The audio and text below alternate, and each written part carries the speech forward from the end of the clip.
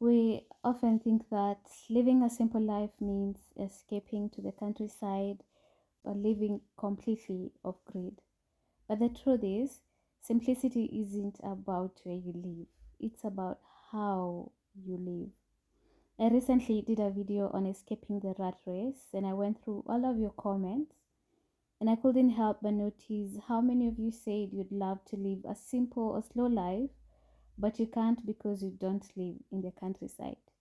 I completely understand the feeling. It's easy to associate simplicity with distance or nature, but you don't need to move to the middle of nowhere to live simply. You can achieve simplicity right where you are. And the first thing I want us to look into is the myth of having it all. We live in a culture that glorifies doing everything, chasing every opportunity, being everywhere, saying yes to everything. Let me tell you, I scroll through social media and I see people who seem to have it all. Like they have their perfect job, they have their perfect body, and they have their perfect home. But the truth is, trying to do it all will only drain us of what matters most, our peace, our focus, and our joy. You can't do it all, and that's okay. Simplicity begins when you stop chasing every version of success the world throws at you and start defining what truly matters to you. There's this Bible verse I came across, and it talked about better one handful with tranquility than two handfuls with toil and chasing after the wind. And this basically means or teaches us that peace and contentment are worth more than constant striving. It's a call to slow down and to value a calm, simple life instead of endless busyness or the pursuit of more.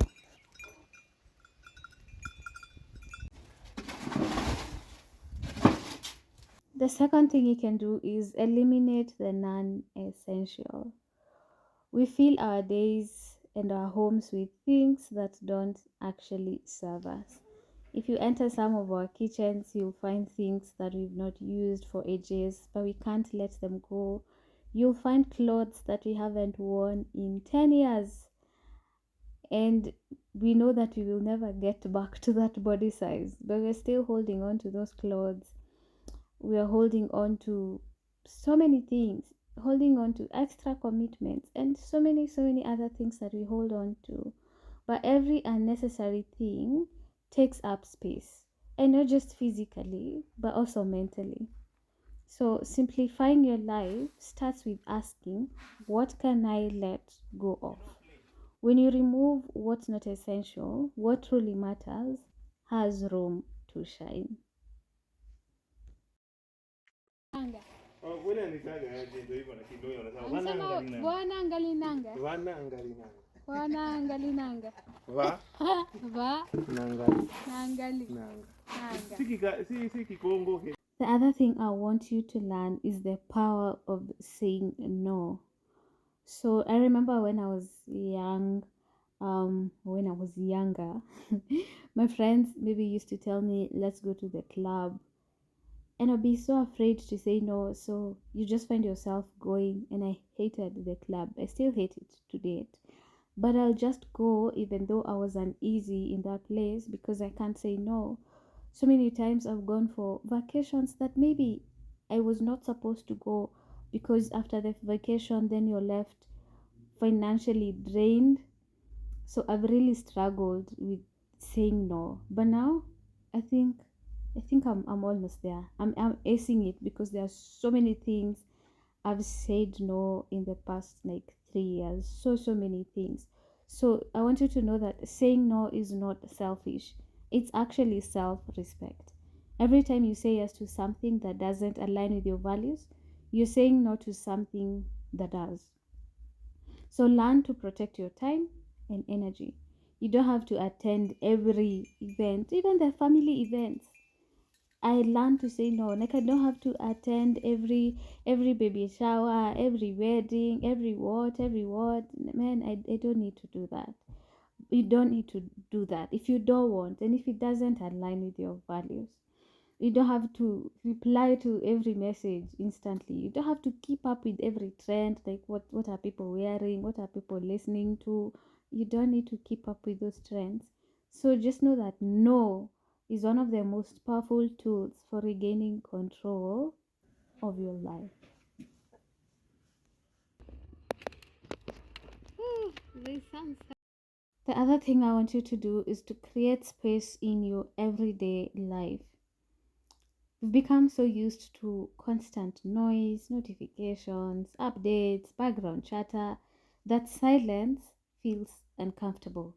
Like there are people who can't live in silence.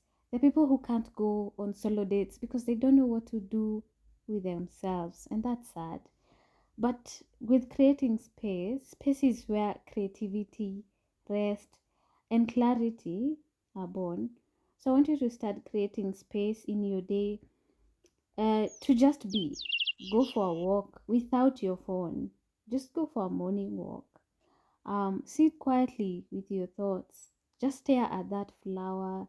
Just look at that plant. Just stare at the sky.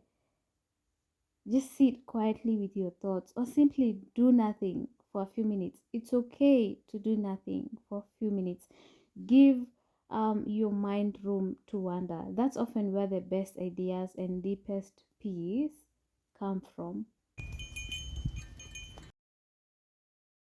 And the last thing I want you to do is to redefine success and connection. One of the biggest challenges today is social media comparison. Very true. We measure our worth by how much we achieve or how perfect our lives look online. But simplicity asks us to redefine success, not as how much we have or show, but how present and fulfilled we feel.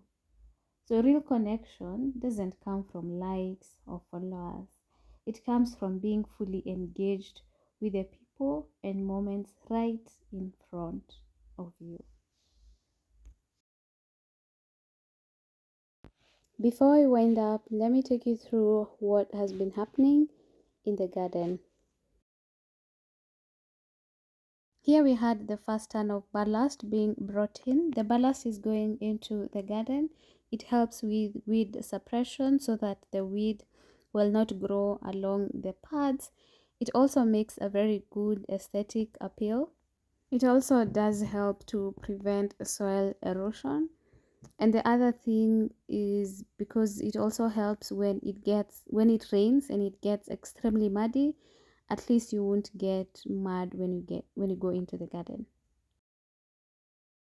Luckily I had helpers today, so I didn't need to do anything. I was just sitting pretty and watching them as they level and continue to put the ballast. And then we quickly realized that one ton will not be enough to cover the whole garden. So we had to buy another ton, which was a wrong move because then we had to pay for delivery twice. So yeah, but it happens. I've mentioned several times that with gardening, you don't have to do everything at once. It's just about taking it step by step, doing a little bit each day or each week. And I'm honestly so happy we are finally done with the ballast because now I can shift my focus to other areas in the garden.